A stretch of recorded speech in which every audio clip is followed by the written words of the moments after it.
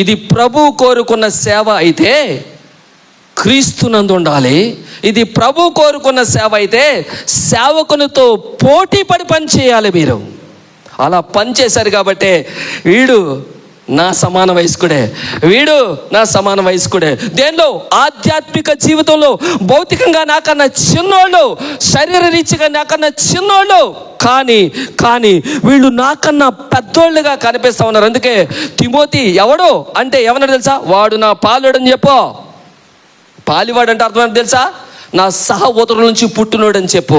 అసలు వీడు గ్రీకుడికి యూదుడికి పుట్టినోడు తిమోతి. ఈయనేమో పరిచయుడు, నిష్ట కలిగినోడు, చాలా నిష్ట కలిగినోడు పౌలు. అసలు దగ్గరికి అవన్నీ రానోడు. నిష్ట అంటే నిష్ట భారతదేశంలో ఏముంది? నిష్ట అంటే క్రైస్తవ యూద మతంలోంచి వచ్చింది నిష్ట. కలిగిన క్రియలు ప్రతిరోజు చేయాలి యూదుడు అనేవాడు. నిష్ట పవిత్రత కోసం మాట్లాడడం కాదు, పరిశుద్ధత కోసం మాట్లాడడం కాదు, పరిపక్వత కోసం కూడా మాట్లాడుతుంది బైబిల్. ఎస్, అంత నిష్ట కలిగినోడు. చిన్నపిల్లల్ని వీళ్ళు నాకు సమానమైన వాళ్ళు. ఇది దేవుని మనస్సు, ఇది దేవుని మనస్సు.